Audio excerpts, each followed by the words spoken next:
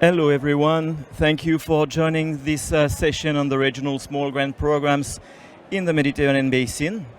It's a great pleasure to have you, the one who are here physically, and also the people who are online. My name is Pierre Carrette. I will be the facilitator today for this session. It's a great pleasure. And why speak about small grants? They're too small to speak about them. Very often when I discuss about small grants in different arenas, I hear people saying, well, small grants, projects of small importance. I mean, why do you do small grants? You don't have budget for large grants, would people say. Which is, of course, very annoying when you hear that and you are managing a small grant program, definitely.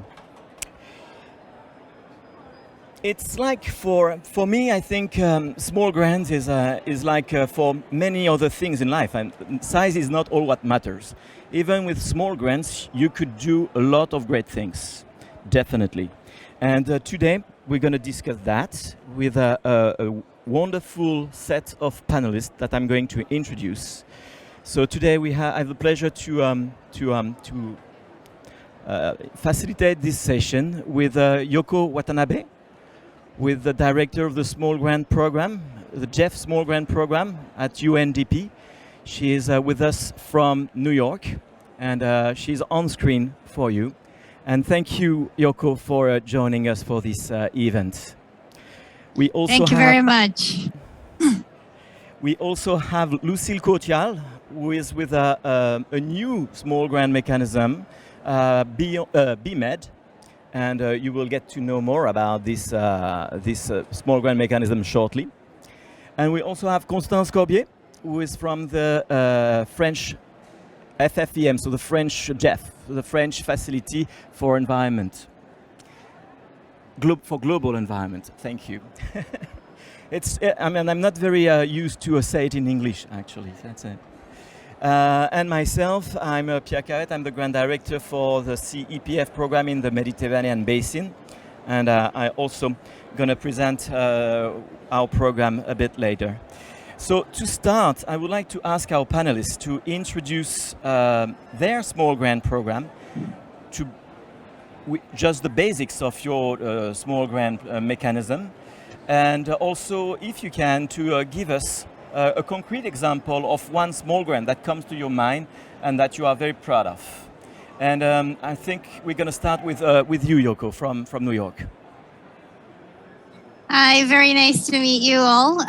So I'm the global manager of the GF Small Grants program implemented by UNDP. And we've been in existence since 1992, and with almost 30 years celebrating our existence. We are active in 126 countries. We have supported 25,000 projects overall and invested close to $700 million around the world now with small grants. And when we say small grants, we financed up to $50,000 projects on climate change, biodiversity, land degradation, international waters, chemicals and waste. So we address every areas of work on global environmental issues. We're the windows and arms of the Global Environment Facility, supporting the civil society organization and community-based organizations around the world as key partners to addressing these global environmental issues, and also livelihood issues, which is really important to addressing the local community needs and addressing environmental issues. So we have been working in many countries around the world on these matters. We actually focus on 3 I's. One on innovation. We support communities with their innovative solutions based on traditional knowledge, and we consider ourselves as incubator of innovation. Another is inclusion. We support women groups, indigenous groups, youth, and persons with disability as key focus. And they are really key elements of our work to empower them and work together on environmental issues. And last but not least, the impact. We really consider ourselves as a platform for reaching out widely to local communities. We have also reached out and used this existing platform for COVID-19 response. and working on green and blue recovery as well. We also use this platform to go beyond GF, but also with other partners. And we're really excited to be working with MAVA Foundation. Recently started a work in Mediterranean and Western Africa, working together to have a more scaled up work and a more sustainable initiative, holding hands together and reaching out to our partners together. So in a nutshell, that's from now from my side. Thank you. Thanks a lot, Yoko. And do you have in mind one of the many thousands of small grants the GEF Small Grant Program has supported that you would like to just give a few words about? Yes, so we have around 3,000 ongoing projects in any given time. So it's really difficult to pick one project.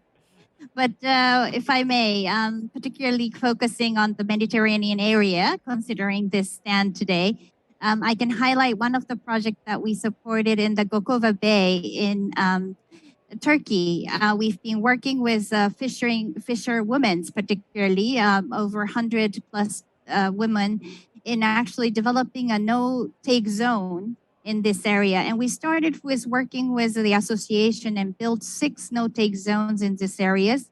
And now this has been integrated into the larger GEF project on a full-size project on the protected area management, and have widely incorporated into the policy of the government to develop these community-based no-take zone.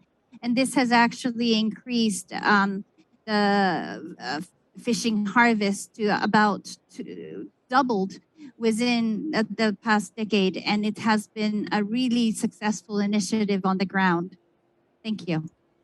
It's wonderful to hear these great results from a small grant. And that's the kind of stories we want to hear here also. I now give the floor to Lucille, so you can also explain your small grant mechanism and the history. Yeah, thank you. So the Binet Call for Micro Initiative started 5 years ago. So it will be the 6th year that we do it this year. And I'm taking the opportunity to say that it will open on the 1st of October. So the next session is pretty soon.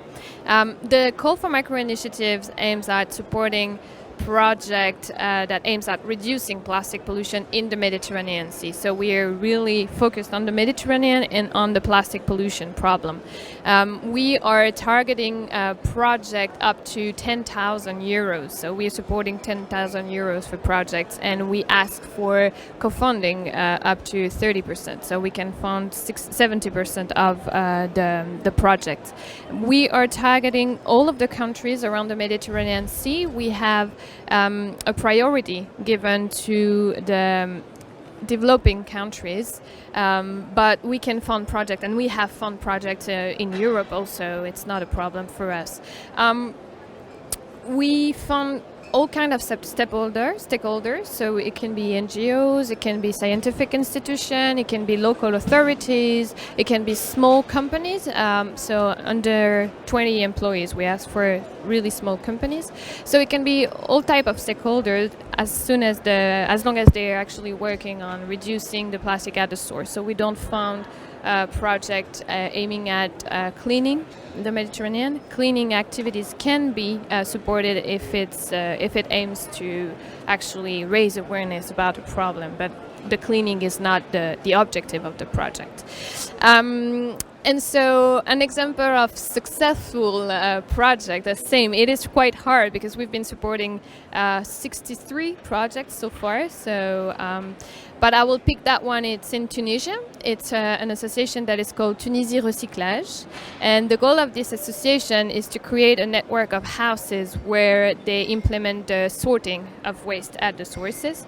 And so they're supporting the houses, explaining why it is important to sort and what they do with the waste when they collect it.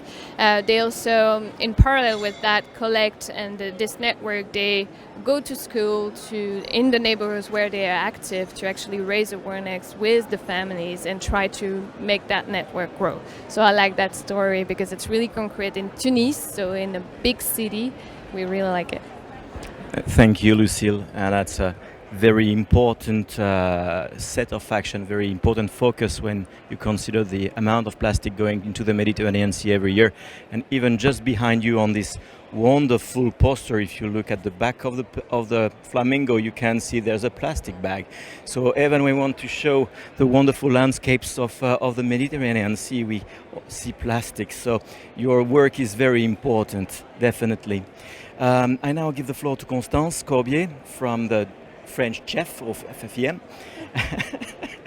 Thank you, Constance. Thank you. I'm sorry for those who saw me this morning in the same place. I am here since this morning. The French Facility for Global Environment, FFEM, has been supporting programme de petites initiatives, so Small Grant Initiative Program, PPI, for 15 years now, and during this time it has supported till something like 330 projects presented and implemented by something like 260 NGOs in 33 countries, among which two-thirds African countries. Now, together with the new, the more recent program we have in North Africa, meaning Morocco, Tunisia, Libya, and Algeria, we call it PPI OSCAN. This program has been launched in 2014, and we have already 80 projects in these 4 countries. So all in all, it's a project of around 30,000 euros for 2 to 3 years. All in all, we have supported for 20 million euros just coming from FFEM. And it's, for instance, kind of 100 projects for protected areas or community protected areas. We have also more than 120 projects supporting value chains in different sectors. So, as said Yoko, in a nutshell, that's it. Thank you, Constance. And same question. If you have to pick up only one grant, it can be not from the Mediterranean basin. We would like to travel a bit if you want to travel, because I had a very nice one. Oh, take one from the Mediterranean Tunisia, basin, of course. If you accept to travel in a country where you have great apes, I can quote the project with the NGO EZI in Congo, where this NGO has worked with. It has been 7 years now, working at the beginning with 6,000 euros, and now after 6 to 7 years able to receive something like 150 euros, 1,000 euros. So it has been strengthened a lot, working with 6 villages around the conservation of great apes. And at the root of this big alliance of different NGOs for the conservation of great apes in the Congo Basin, involving different countries. So for us, it's a great success. And Guillaume Tati, the president of the association, is around in the Congress if you want to meet him. Thank you, Constance. Although I'm the facilitator, I will give a few words about CEPF as well. So CEPF is a multi-donor alliance, or multi-donor initiative created in 2001, celebrating our 20 years just now. And our donors are the French Development Agency, AFD, the World Bank, the GEF,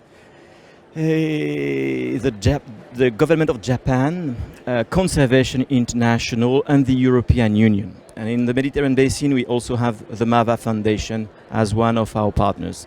And we have invested so far in a number of hotspots in 113 countries overall. And to focus more on the small grant programs, maybe the specificity of CEPF is to have a dual program of investment in the hotspot, where we work at the same time with large grants and with a small grant mechanism. So we have only one strategy for the hotspot. So in the Mediterranean basin, we work on coastal zone management, we work on freshwater bodies, we work on agricultural land and biodiversity, of course, and we work also on plants specifically.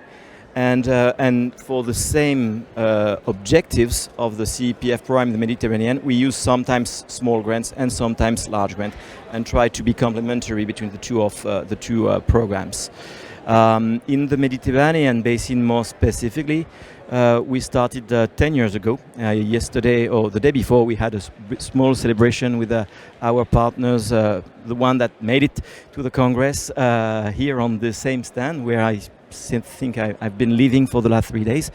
And we have supported so far 54 small grants in the first phase, and we have 82 for the second phase. So it's already 130, about 130 small grants in the Mediterranean basin in the last 11 years. And it has proven very efficient for a number of organizations who do not have the capacity to access large funds. And we'll come back to that certainly later during our discussions on what makes these small grants important for our partners.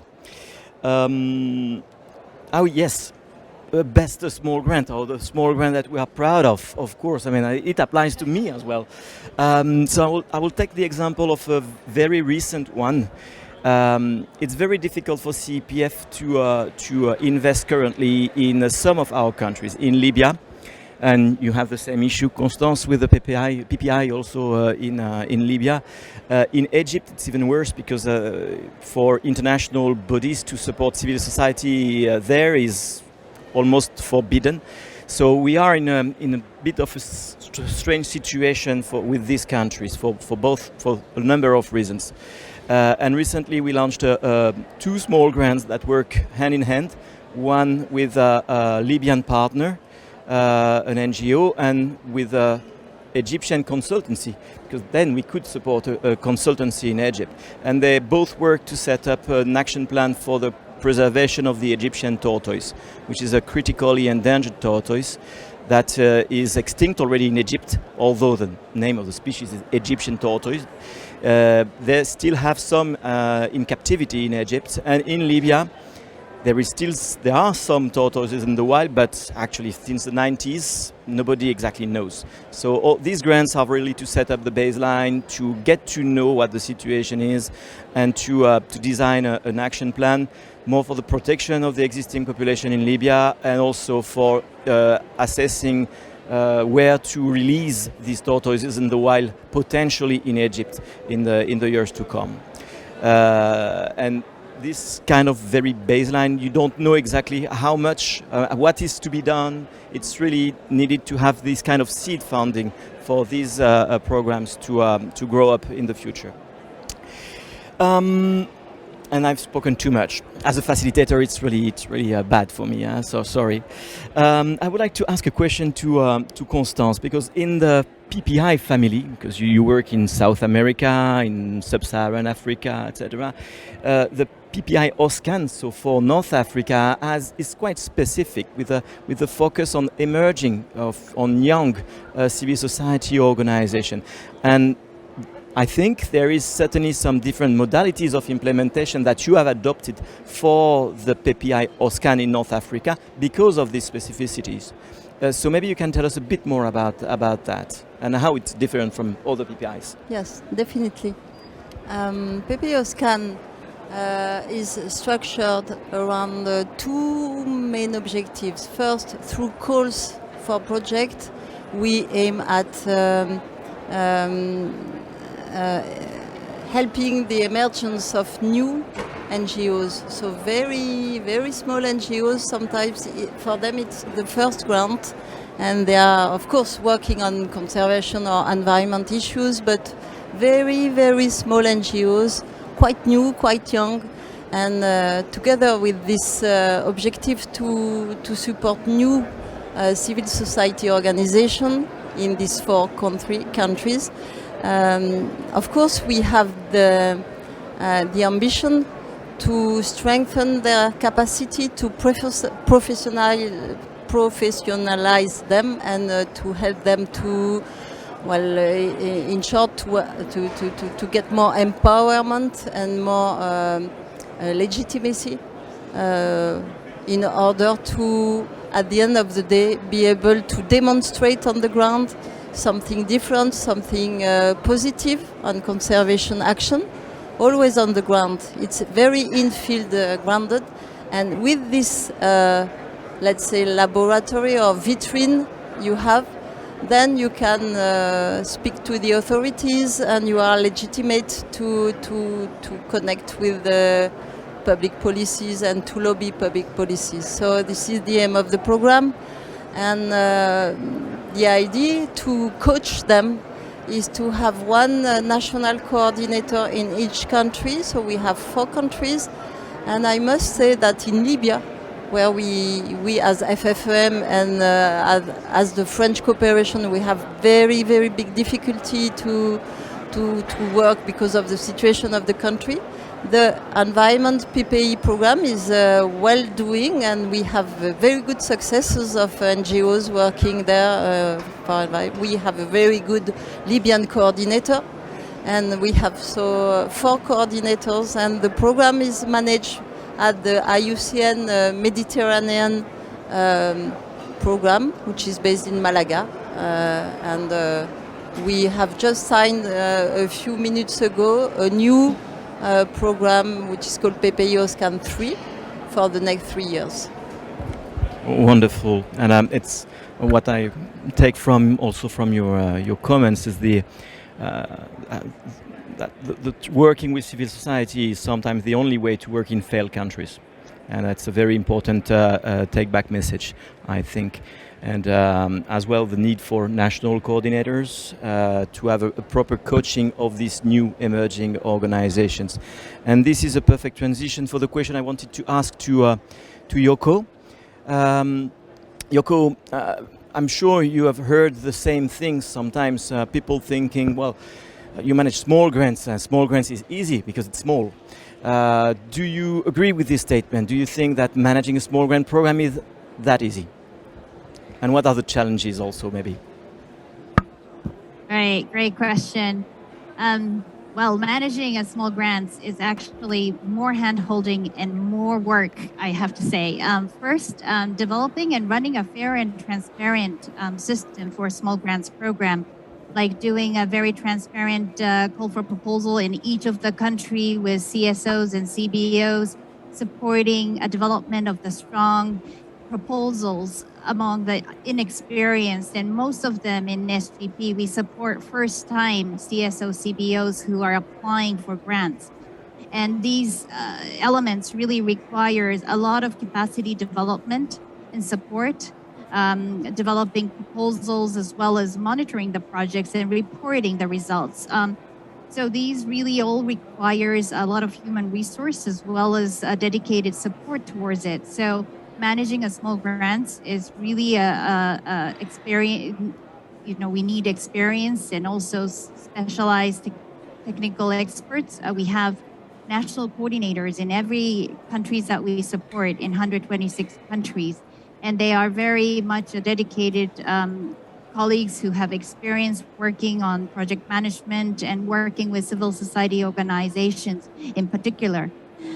Second part is that for successful grant making, small grants grant making, it's not only about grant making, but it needs grant makers plus, meaning that we need capacity development activities, also knowledge sharing, so that these great successes and also failures are shared among the communities and partners so that it can be learned and replicated and scaled up.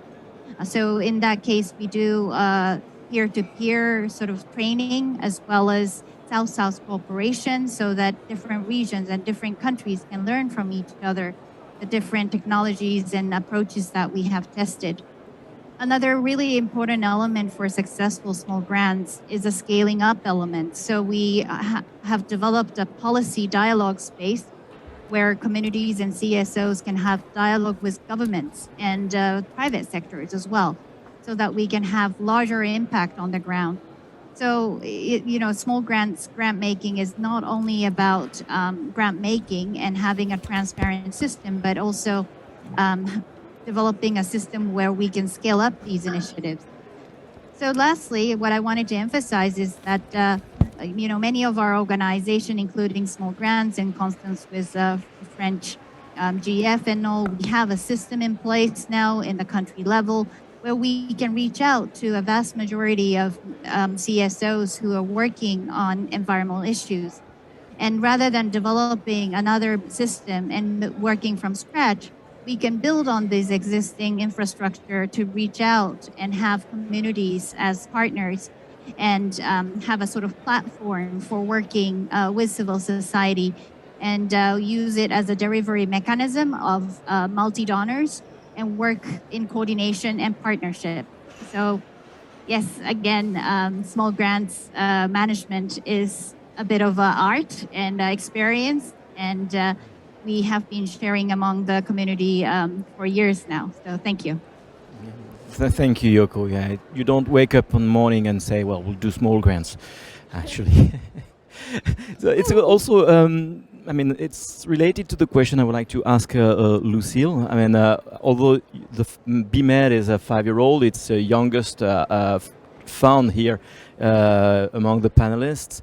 And as well, it's on a very innovative and new approach. I have never heard about supporting small grants, small projects for plastic before you started.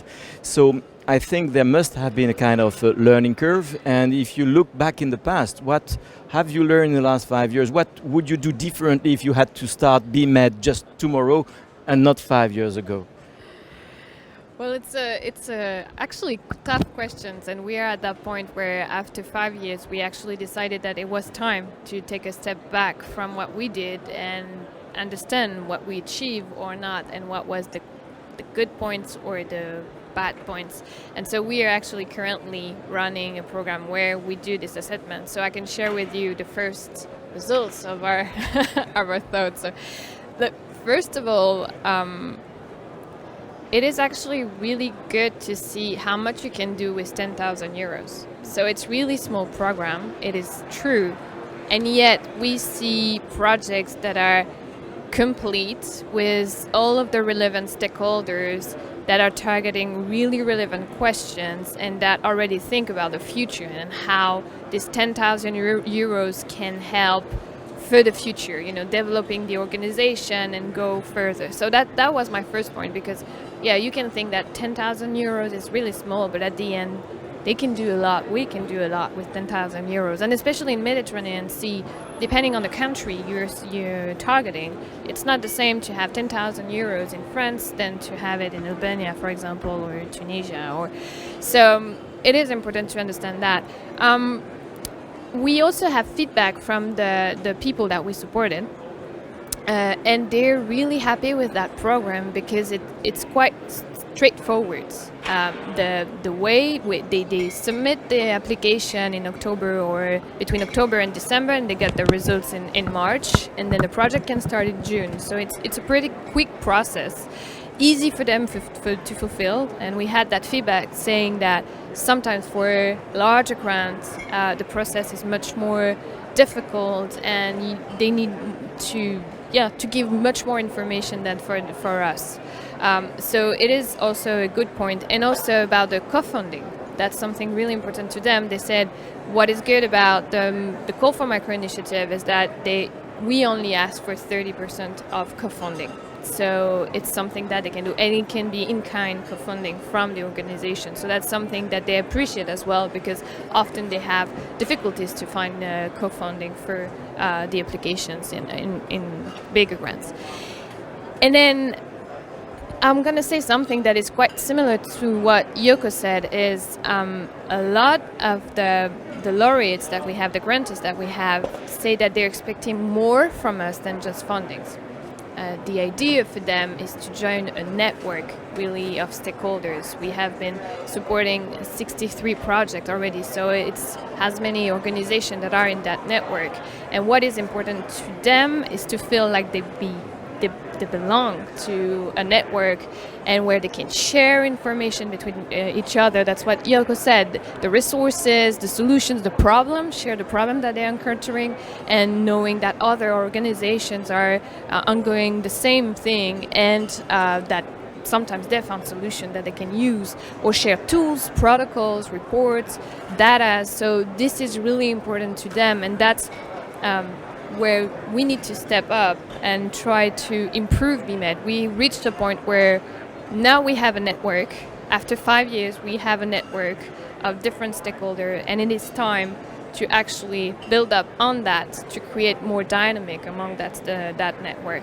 And to us, it is really, really important, and I see that it's similar with the other process. So, yeah, that's what I wanted to say. Thank you, Lucille. A lot of very valid points. And actually, I mean, I wanted to intervene and say a few things, but most have been said already. I mean, all these aspects of scaling up, of the need to support from the proposal design and to support the organization to even think about their concepts and develop their project. All this has been said, and I think it's all good practices that we are always we have learned from year after year, and that really make a better small grant program than what they used to be in the past as well. I think there's maybe one last point that I wanted to highlight is the question of risk. And it's very difficult, even for us, of course, to have our donor understand that doing small grant is a risky business. And if you don't take risk, you are not doing the right job. I remember telling the regional implementation team, so we work with CEPF, we work with a more regional or local organization in the Mediterranean Basin, it's BirdLife, who is the partner and plays this role of regional implementation team, and they run the small grant program. And I tell them, if all the small grants are successful, it's because you're not doing the right job. You are going for low-hanging fruits, and you are not taking the risk, and you are not innovative enough. So please fail. And it's something that I'm very pleased to say, but our own constituency of donors is sometimes not ready to hear or to listen to. So that's something I just wanted to point. It was not part of what I had on my screen, actually, but maybe very last question for a brief turnaround here. I mean, we see different small grant mechanisms, all working in the Mediterranean Basin. Isn't there a risk of duplication of efforts with all of us working in the same area? What's your reaction about that? Who wants to take the floor? I can start maybe.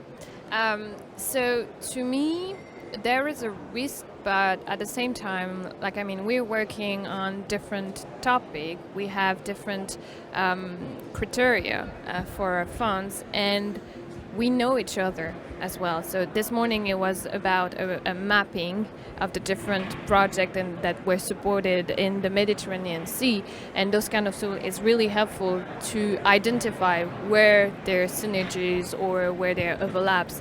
But I think that if we work being aware that there are other donors in the Mediterranean Sea that might be working on the same field, as long as we are aware and that we communicate between each other, the risk is lower than. And then there is always need for more. It's not like we're gonna solve one problem with one donor. We need more actions, and so even if we're supporting similar things, at the end, that strengthens the impact at the Mediterranean scale. Constance or Yoko, if you want. So Yoko, can you see us? I think Constance, you wanted to say something, and Yoko will. Fully agree on this vision. They need more than 6,000 grants for once. So anyway, if we are here and if we are focusing on a specific topic for the call for project, it's easy to see if there are other donors on the same topic or not on the same area. For instance, we have also a small grant program within the project we are supporting with MedPan, and it's mainly for co-managers of marine protected areas coming from the NGO world. So it's different because it's only marine. It's for the co-management of marine protected area. It's quite different than, for instance, in Tunisia, medicinal plants near Bizerte. So I think depending on the topic and depending on everything. And in addition to that, I would stress the point of building communities of practices. For instance, people working on medicinal plants in different countries, they can connect.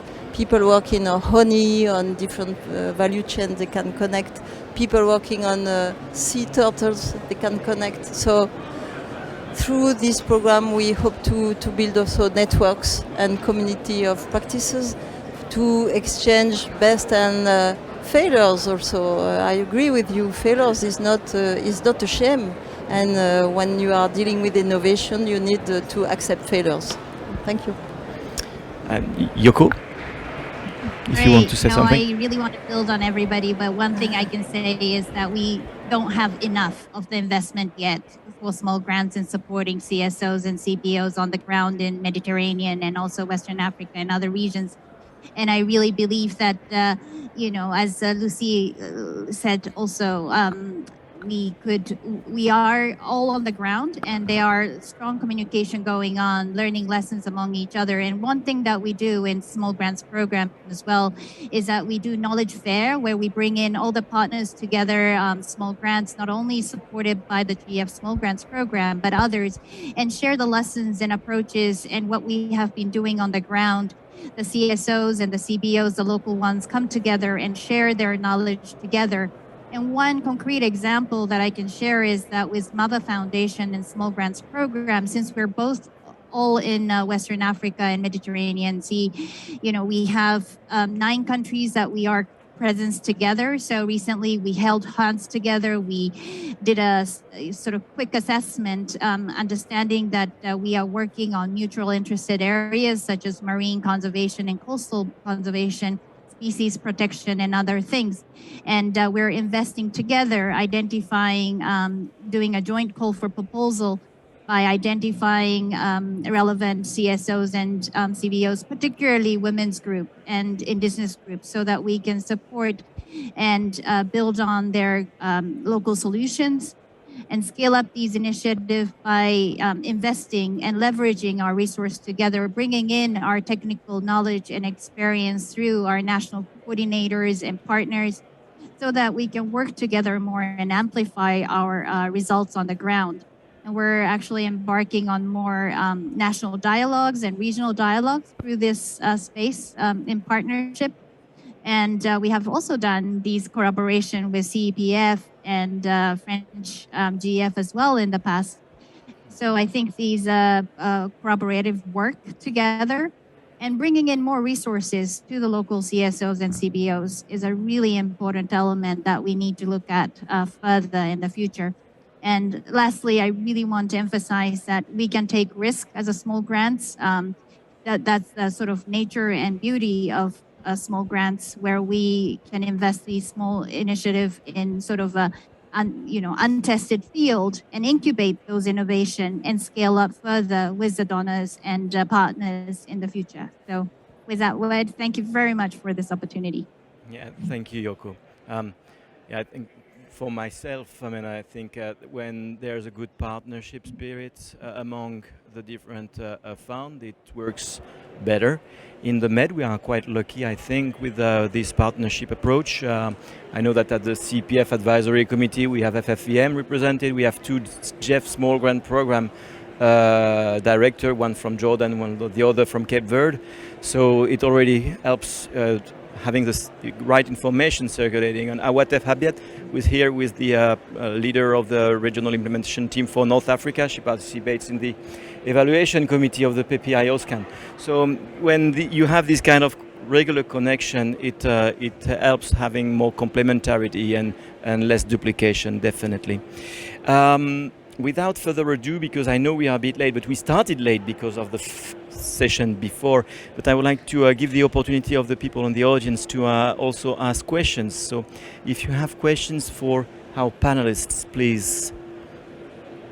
Yes.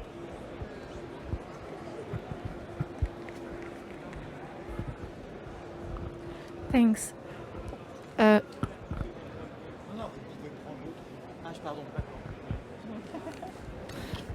You can hear me? Yes? Yes. Okay. I have just one question.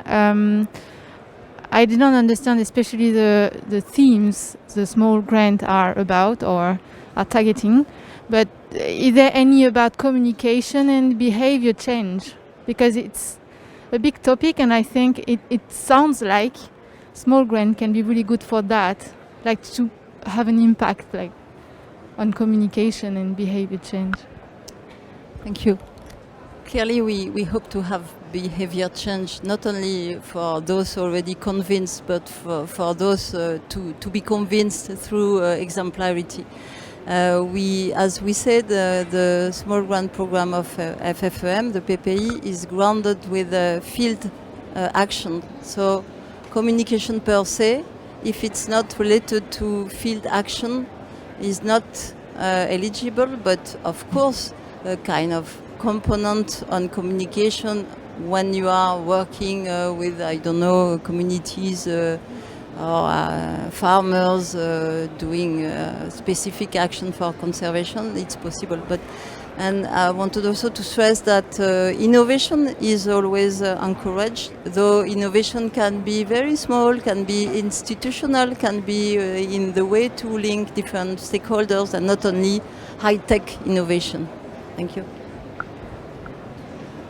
Yeah, I just wanted to complete.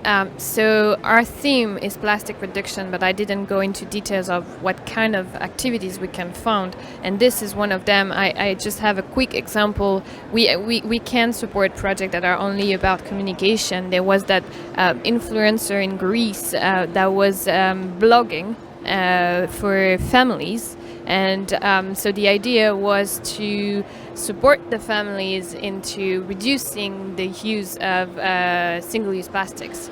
And so the whole project was about posting different simplified scientific data about the single-use plastic, their effect on in the sea, and give concrete example and challenges to do at home, so small step that we can do and what we can change at home to actually contribute to this topic. So it is part of what we can fund. I think it's a very, very good question, and certainly we could do a lot more. We should do maybe a lot more on that. I remember some small grants, one in Libya. You will think we only work in Libya after all. I don't know why, but where it was almost one individual organization, so to say. They were very dedicated, and he was training the imams to include in their preach once a month something about environment. Very interesting ways of working on behavior change. But I mean, this is the kind of thing that small grants is perfectly adapted to, but that maybe we don't put enough emphasis on. I don't know, Yuko, if you want to react to this question or if we ask somebody else from the audience. Either way works, but maybe quick inputs from my side. Sure. Yes, Small Grants Program works heavily on behavior change issue.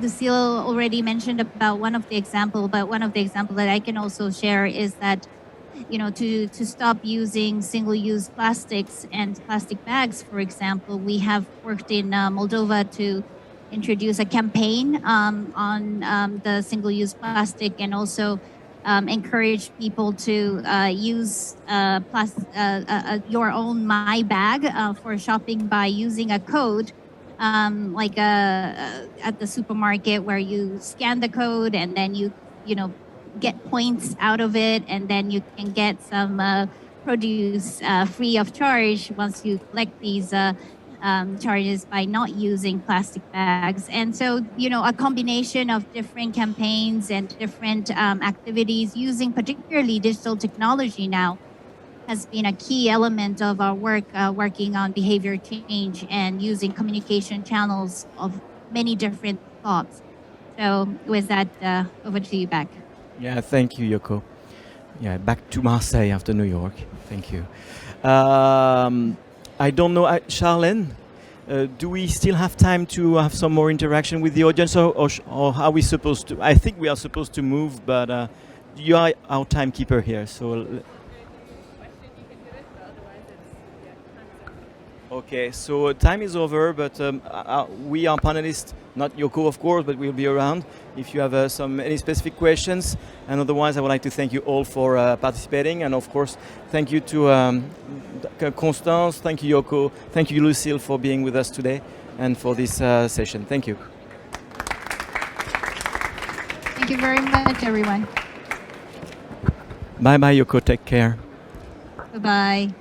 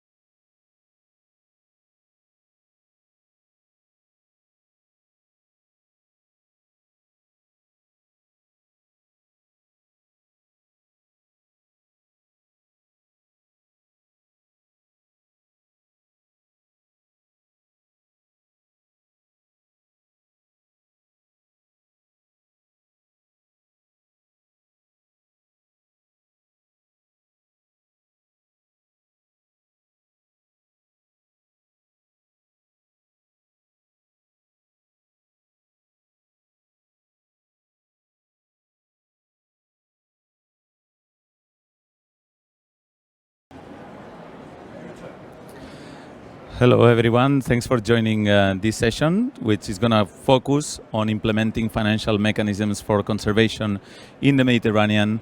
Many of you have been here for many days. You've been through many sessions, so it's very grateful that you are here with us, as well everyone who is following online.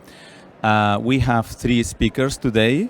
We have Yousra Madani, who is joining online from WWF North Africa, who's going to talk about the Cebu Water Fund. We have Binet from Vertigo Lab BlueSeeds program, who is also going to tell us about all the work that he and his team are doing, developing a mix of finance mechanisms across the Mediterranean. And we are also very grateful to have with us the Regional Minister of Environment for the Balearic government, Mr. Miquel, who has been a leader in seagrass conservation, and his department has developed several pieces of legislation to protect better the sea. Some of them are referenced at the Mediterranean level, and he will tell us about his experience. But before I give the floor to our speakers, I would like to make a couple of reflections and introduce myself as well. I am Aniol Esteban. I'm the director of the Marilles Foundation, which is a private foundation working for the conservation of the Balearic Sea, a sea which is still quite well preserved but under lots of pressure. And if we manage to succeed at protecting the sea in the Balearics, we have a great role model to do. We have a very strong focus on economics. Recently, we published a study which reveals that for every euro invested into a marine protected area, you generate 10 euro of benefits. This was covered by The Guardian and other international media. And what this study shows is the huge asymmetry that exists between how much we get from the sea, how much the marine environment and the coastal environment provides us, and how little we give back. There is a massive chronic deficit of finance for the marine environment, and we need to move towards a situation in which we shift money from the capital infrastructure that several governments focus money into to investing into the natural infrastructure. And we know that at the moment we have a society that is more and more receptive to that. We know that the COVID crisis has put nature and biodiversity at the forefront, but we face one huge challenge. There is lots of theory and very little practice. We know that in theory, one could capture revenue from the flow of goods and services that we get from our marine environment, but in practice, very few people have dared to do that. So that's why this session is called From Words to Action. It is called From Words to Action because we're going to hear from 3 persons who have dared to go from words to action, who have been bold enough to move from the theory and attempt to do some of these things into practice.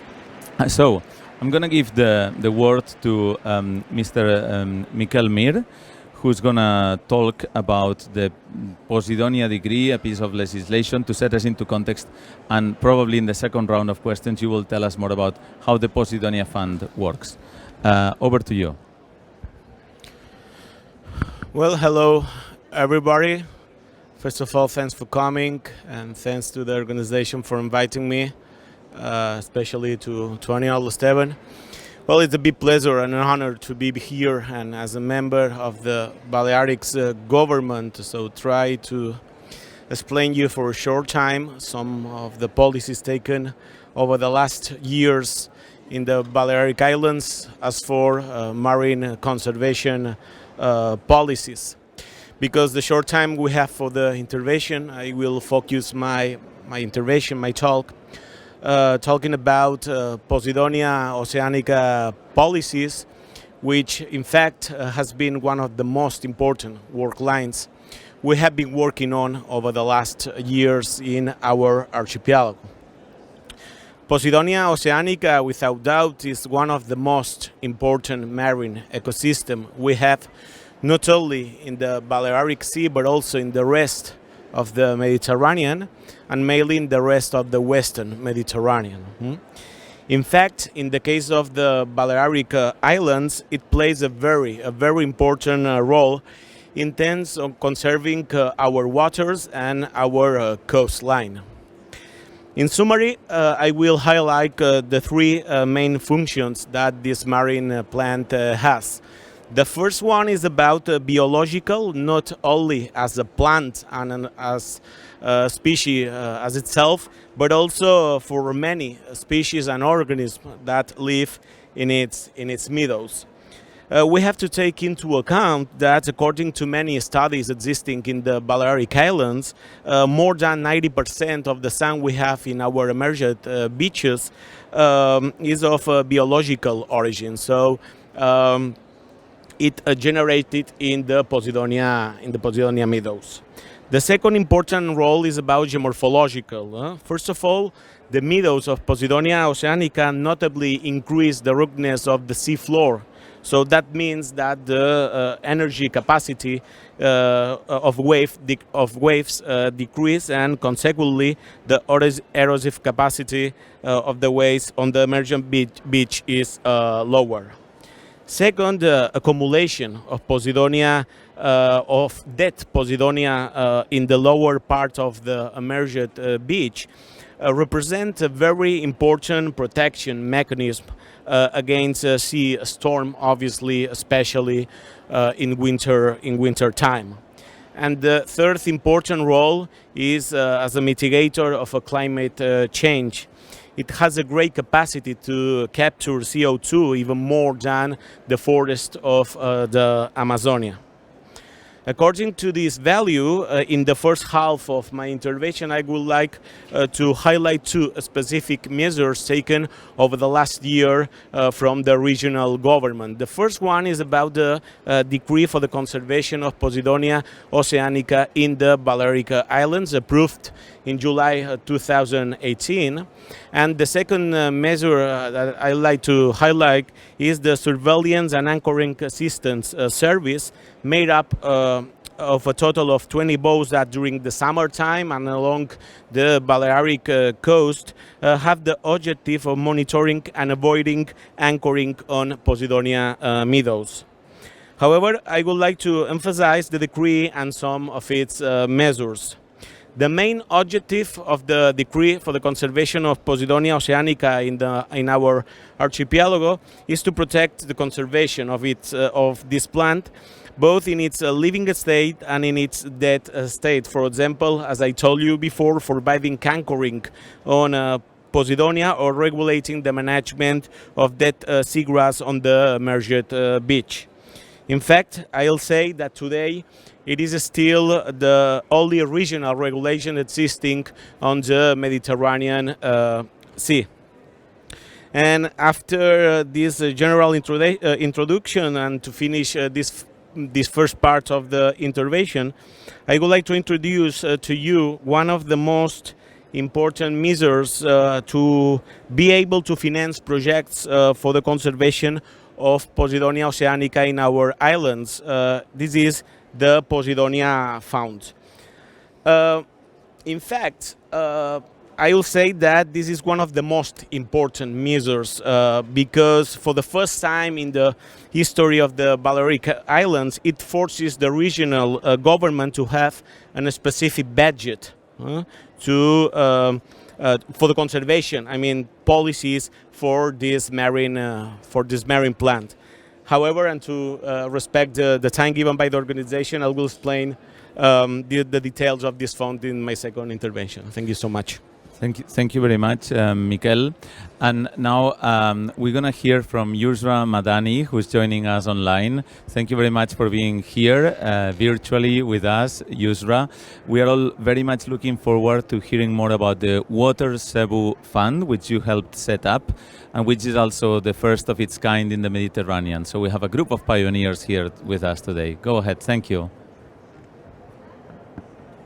Hello, everybody. Thank you for the invitation. So I will be presenting the Cebu Water Fund, which is a financing mechanism that allows us to invest in conservation activities such as the protection of water resources, the restoration of biodiversity and habitats, the promotion of sustainable agriculture, and the preservation of socioeconomic and cultural activities that depend on water. Depending on the interests of the donors, the funds can be invested either in water and wetlands, or biodiversity and reforestation, agriculture and socioeconomic development, or education and cultural heritage. So as you said, the Cebu Water Fund is the first of its kind in the MENA and Europe region. And we are members of the steering committee of the Water Funds for Africa network. In Morocco, the steering committee of the Cebu Water Fund is composed of representatives of the Cebu Basin Agency, the Water and Forest Departments, and the Ministries of Interior, Environment, Agriculture, and Tourism. And this steering committee is acting as a governance body that provides technical support for the selection and the implementation of the projects in the field, and also to facilitate authorizations and legal procedures. In Morocco, we are acting as a WWF, as a secretariat of this water fund, and we are hosting it in our organization till the last phase, where the steering committee will decide of the final legal status of the Cebu Water Fund. So in the meantime, we are leading the technical implementation of the projects, the administrative and financing procedures,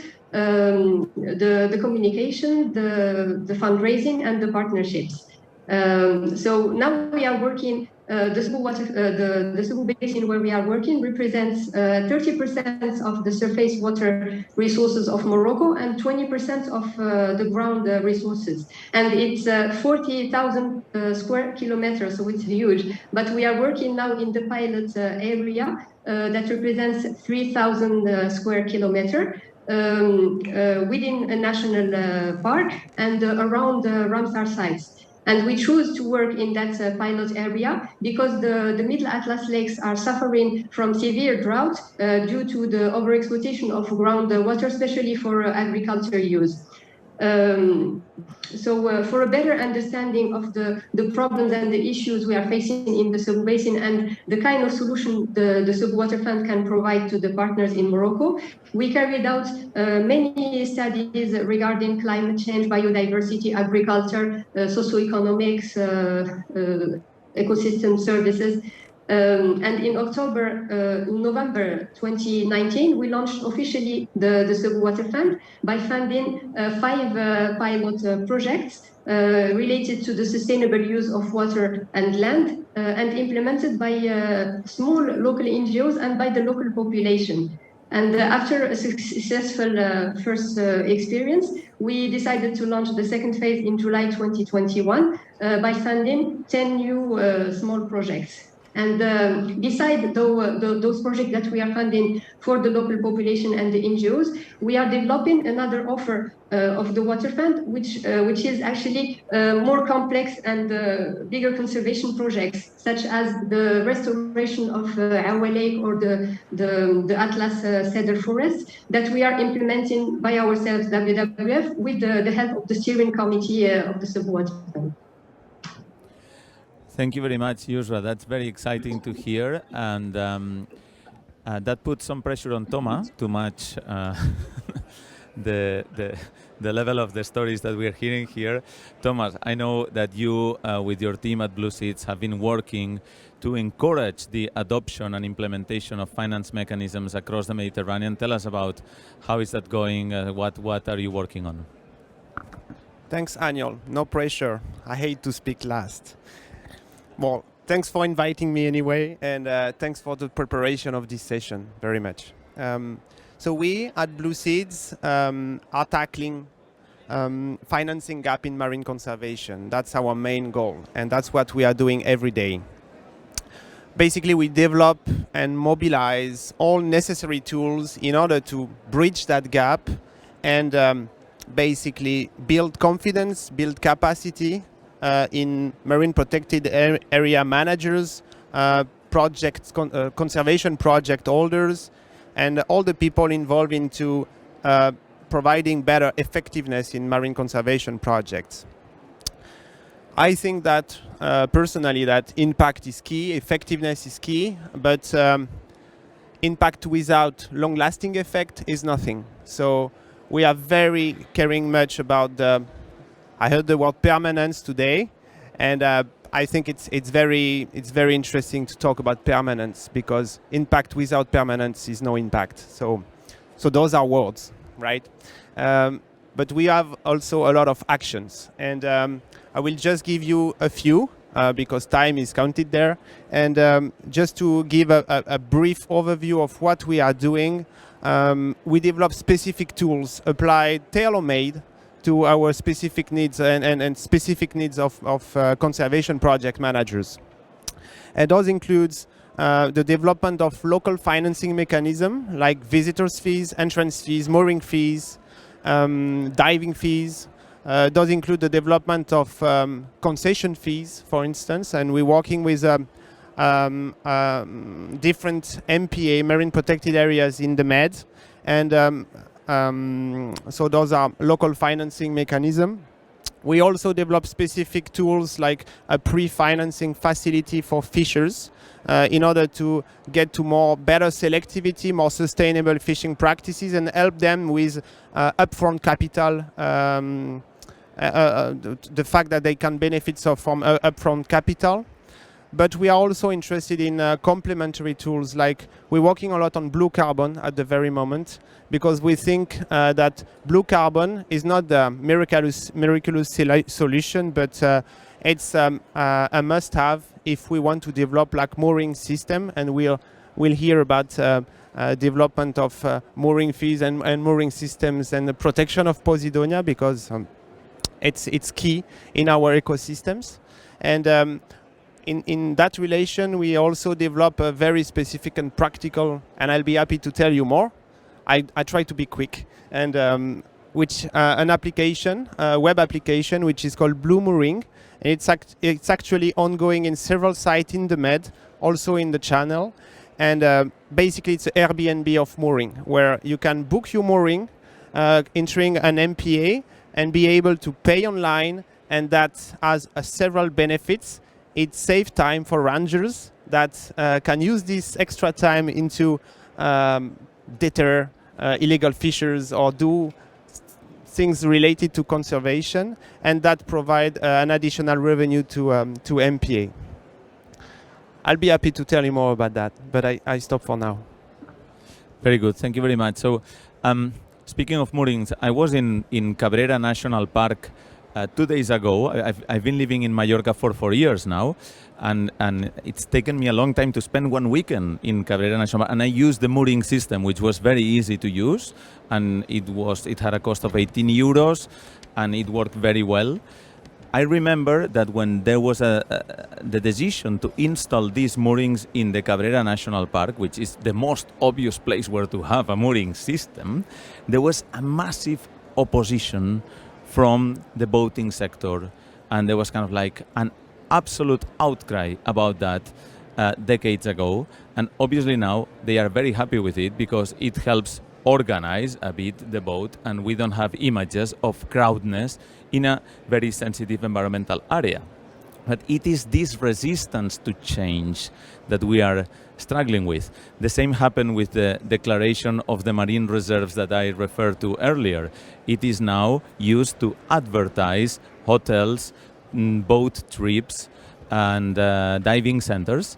And when there was the proposal to declare a marine reserve in the Llevant, in the eastern part of Mallorca, 14 years ago, in 2007, there was a massive outcry from the nautic tourism sector against it, and now they are using it to advertise themselves, and the benefits accrue most to them apart from the fishermen. So it is these challenges and resistance to change that I'm interested to hear about in this second round of questions. But before that, I'm going to ask Miquel to tell us a bit more about the three, or at least one, of the finance mechanisms that we already have ongoing in the Balearics. One is the mooring systems that we have referred to. There are 8 mooring systems already in place in the Balearics. The other one is the Posidonia Fund, which is embedded in the law that you helped create. And The third one is the sustainable tourism tax, which raises lots of revenue every year, and part of that revenue obviously goes to, as well, conservation, not all of it. So please tell us a bit more about the Posidonia Fund.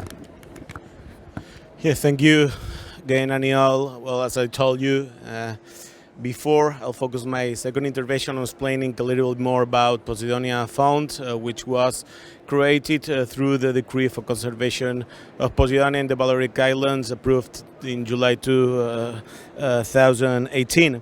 Well, the main objective of this measure is to guarantee annual financial resources to promote conservation policies and projects.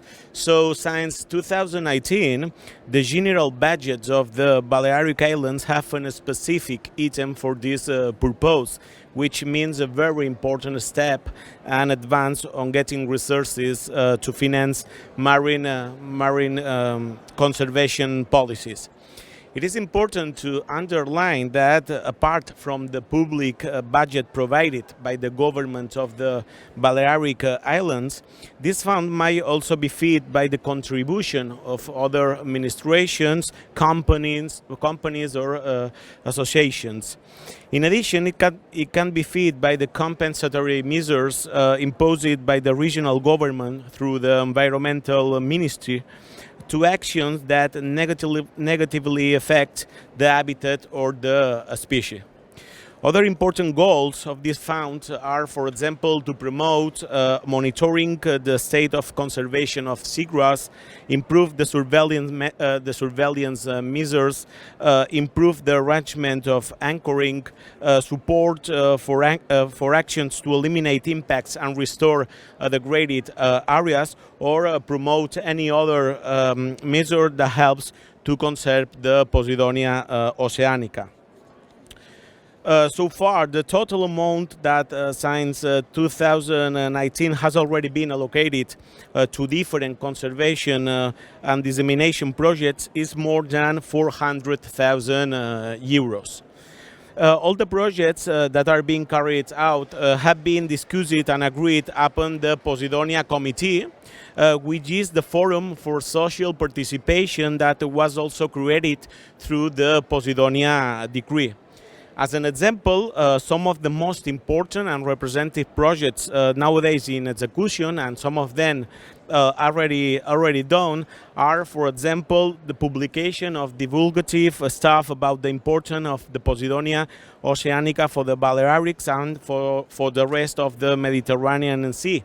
Nowadays, in total of 40,000 copies in different languages, Catalan, Spanish, English, German. This material is delivered directly to marinas and sea users. Another interesting project, probably the most important in my opinion so far, is the monitoring of Posidonia meadows in 38 areas along the Balearic coast. This project will be carried out until 2023 and has a cost of 140,000 euros. Another is about the support in the surveillance of a natural regeneration area of Posidonia. This is a pioneer project that consists of planting Posidonia in a degraded area in Mallorca, and it has a cost of 60,000 euros. And the last one, as an example, is the review and the replacement of mooring buoys with ecological mooring buoys in Posidonia meadows areas, and it has a cost of 16,000 euros.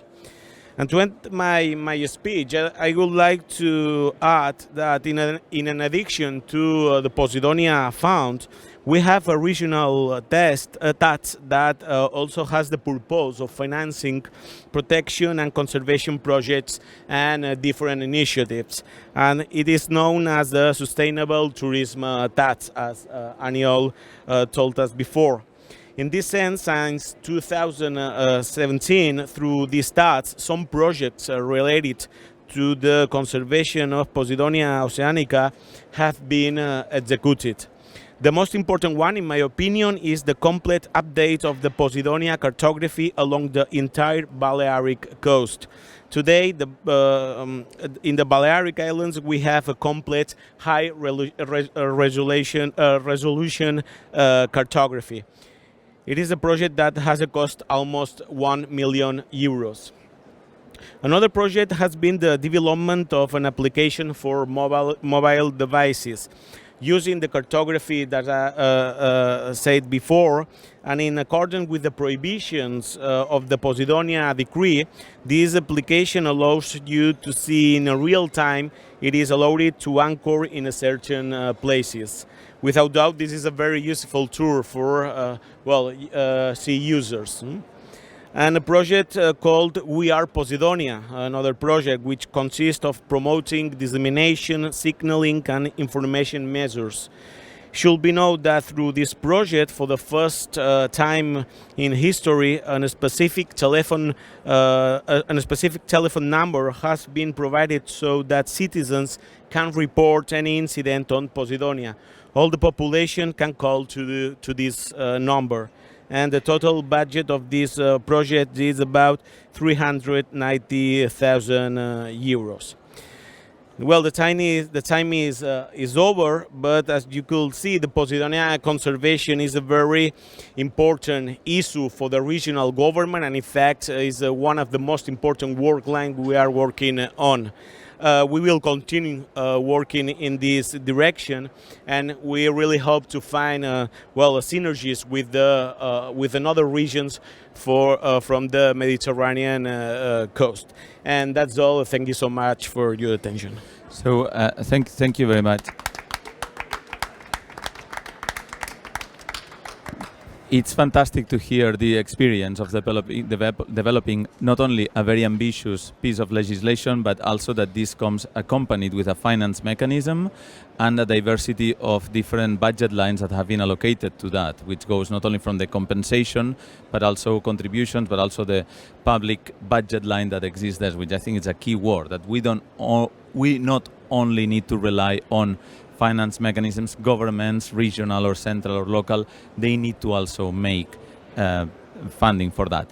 Thank you very much, Miquel, for that. Yousra, it was very exciting to hear how the Cebu Water Fund works, what it does, how many projects it has supported. And we are interested to hear, was it easy to set it up? Was everybody saying, yes, let's do it tomorrow? Was everyone excited, or did you have to overcome a few barriers to make it happen? Yeah, actually, it wasn't easy at all. At the beginning, the first challenge we faced was the fact that it was a new concept in our country and in the region. So we didn't have any other example to get inspired from or to follow. So we decided to improve our knowledge, and we visited two of the operational water funds in Africa, Nairobi and Cape Town, and we've been following training sessions with the teams there in the two water funds. So we learned a lot from that experience.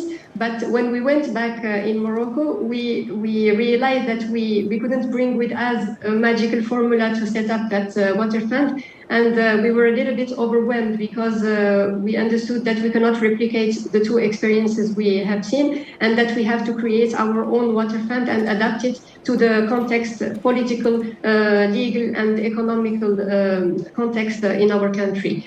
So, for example, those two water funds were implemented for one city. But we were setting up a water fund for a whole basin with many cities in it. We didn't have that legal possibility to have a trust fund in Morocco. We didn't have at that time the steering committee. We were starting by steps in the end of the procedure, actually. We didn't have a champion. So when we decided actually to concentrate our efforts to setting up the steering committee, so we started during a year visiting all the public partners. They were nice, but they were reluctant actually to join the project. So we decided to organize a second visit to Nairobi Water Fund, but this time we brought with us our public partners. And that experience made things better because when we came back to Morocco, they were all very enthusiastic, and we had finally our steering committee completed. And we started collaborating between the members of the steering committee to exchanging the data and reports and working effectively in the field. Another challenge actually we are facing today is to find the right legal status for the water fund. Because as I said, we don't have that possibility for a trust fund. So we are now completing our business case to organize a meeting with the Ministry of Finance with the support of all the committee of the Sub Water Fund to find the right legal status for the water fund. There is another actually challenge is that we are not contacted by the other basin agencies in the country that heard about this experience and want us to replicate what we are doing in the Cebu in the other basins. But as you can imagine, that requires a lot of funds and support from the government and the political will to make water resources above any other interest in the country. And I just seize this opportunity to thank MAVA Foundation for their support and their help during all those years and their trust, because we had to try a lot of techniques actually and methods, and we failed a lot till we found the right way to set up that water fund. And it's very important to have that kind of support and that kind of freedom and the possibility to work peacefully on trying things and having the time actually to find the right way to do it in your country. Fantastic. Thank you very much. That was very inspiring because you talked about, obviously, the legal barrier, which I think is one that is present and prevalent across the design of finance mechanisms, the legal barrier. But then you also talk about the enabling opportunity of having the commitment, the trust, and the time to explore and be allowed to do a bit of trial and error until you manage to find the right design. And I think these are key ingredients to bear in mind when one thinks about the design of new finance mechanisms. Toma, I know you have a wide range of finance mechanisms in your experience. You've seen several, now you're working to promote them. How is the reaction of people towards them? I mean, how has been the response to the offering that BlueSeeds is making across the Mediterranean of here there is technical support to help you develop a wide range of mechanisms? How has been that reply? Has it been a shy response, an enthusiastic reaction? What is preventing people to jump into this with tomorrow, you know? Well, they say it's difficult. As you mentioned, resistance to change, and the fact that a lot of people they don't want to move. There is a resistance to change, and we can quote many other obstacles. At least what I can say is that you don't have the lack of political willingness, and that's perhaps the best advantage for you, and congratulations, Mr. Ministry, for this. The regulatory obstacles, the lack of skills into like business plannings, lack of innovation capacity, also the problem of influence of the marine protected areas on the field. All of these are big obstacles to the development of what we are aiming to do. And basically we developed, we were thinking about a solution that is not being a consultant.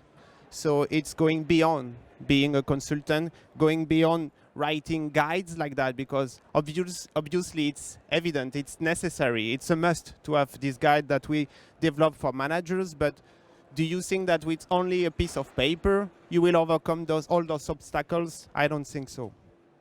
That's why we introduce ourselves more as technical assistants, and we developed assistance program to conservation people.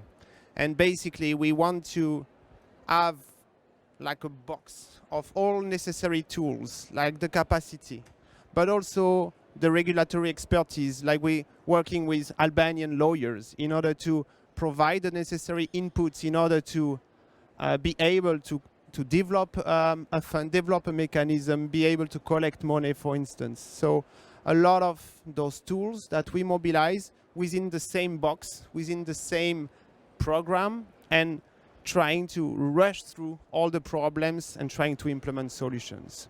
That's how we introduce ourselves, and that's what we are aiming to develop. We are ongoing a trial with some managers, and we've been quite successful in this, and so far, and I hope so it will go on. But definitely, managers need to focus on biodiversity activities, and they don't like business planning. It's difficult for them to involve in this. So I think we need to be there, not to hold the pen in their hands, but be able to provide the necessary skills. And that's, to me, that's the only condition in order to scale up, because next challenge will be to scale up and move from pilot sites, move from pilot projects, and all the small things that we are happy to do, we successfully do, in order to move to more scalable projects and having an influence, an impact at a larger scale. So that's our main challenge, and that's how we approach our duty, I would say. Thank you very much. And I mean, in a way, it's quite unbelievable that knowing what we know and the urgency of some of these tools which are needed all over the place, at the moment they are more the exception than the norm. I still don't understand why that is the case. You've already illustrated us with some reasons for that. Now we have 10 minutes for questions. If anyone has a question, we will please raise your hand and we will give you the micro, and we can do that. Otherwise, I have several questions, and I'm sure that our speakers can keep going on. Homen, you have a question? That's great. Thank you. Thank you very much for this session. Very interesting. I had a question for you from the Balearic Island. I didn't really understand if the contribution to the fund is mandatory by law, let's say, or is it also voluntary, and who is your contributors?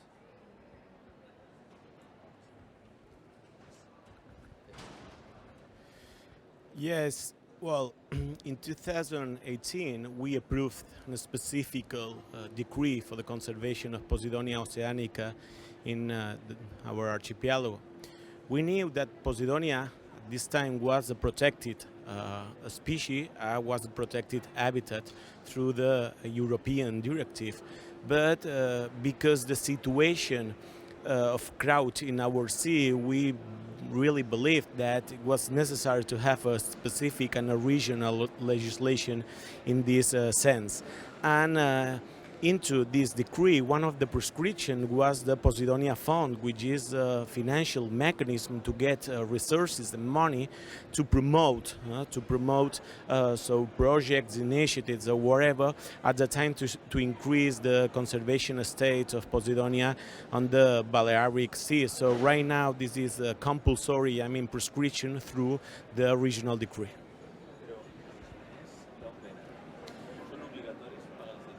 No, the fund of Posidonia can be fed by a public budget.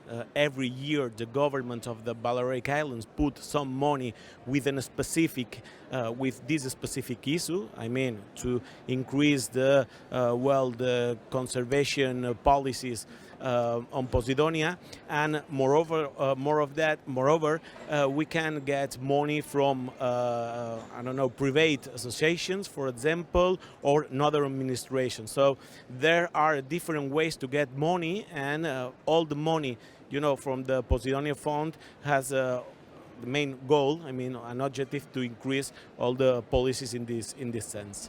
And what is the percentage of public money and the percentage of private money? I don't have this. No, just roughly. No. I don't know exactly. Since 2019, more than 400,000 euros have been allocated in different projects with this purpose, but I don't really have the data exactly about the percentages of that.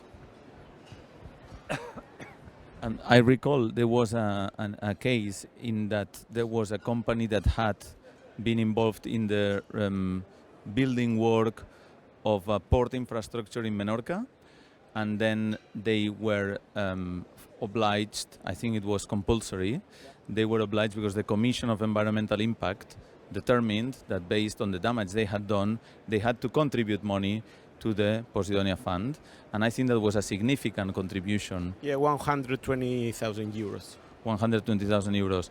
And obviously, so you could look at this as a compensatory mechanism, but also voluntary, open to voluntary contributions, also as a public fund. It's a mix of sources. Are there other questions from the audience? One question there, 1 second, I'll bring you the micro.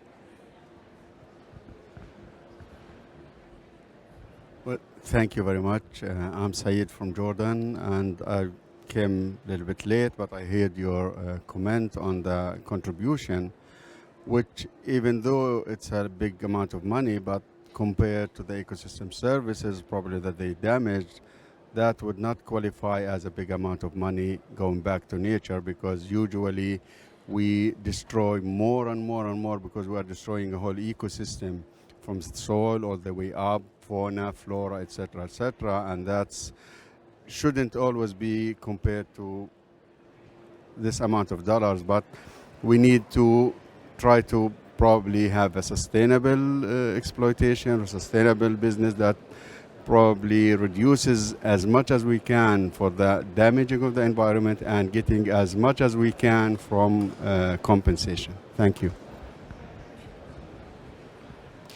Yes, I agree with your reflection. In fact, this is the first step. And we have to continue working in this direction, but not only in the Balearic Islands, but also in the rest of the Mediterranean regions. No? And we have to work hard not only in landward ecosystem conservation, but also in the seaward ecosystem conservation. And in fact, this is one of the most important world lines we will continue to working on. So I'm told we have to wrap up very soon, but I would like to ask Yousra the same question that actually Roman posed about what's the percentage of public-private funding that you get in the fund, and an idea of numbers, and any final reflection that you might want to say in your last intervention.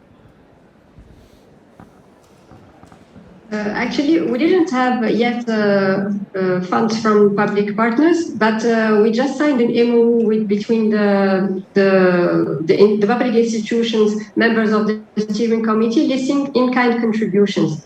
For the moment, the funds we are receiving for the Sub Water Fund come from MAVA Foundation and from UNDP, who joined us this year.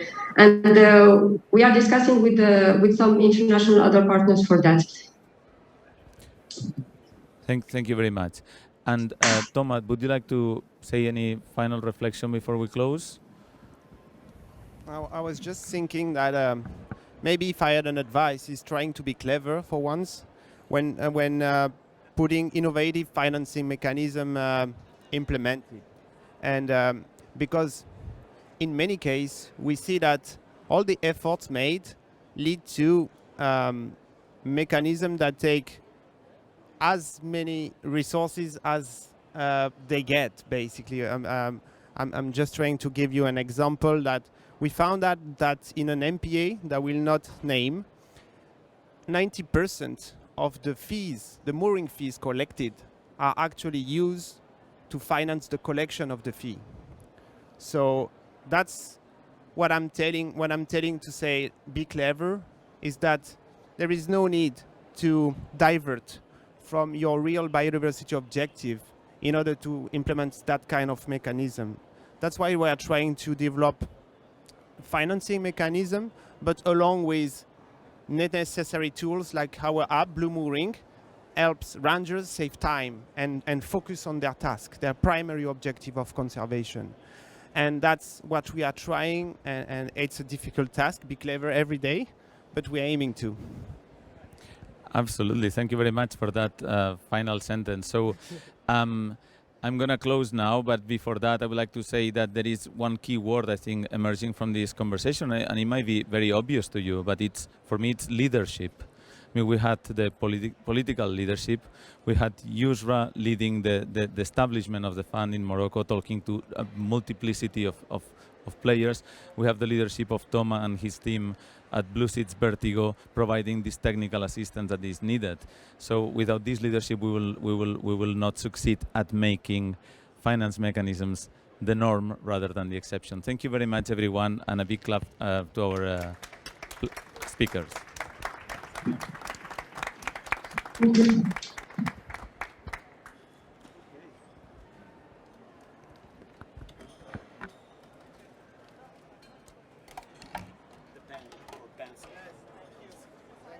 Molt bé, us heu portat molt bé.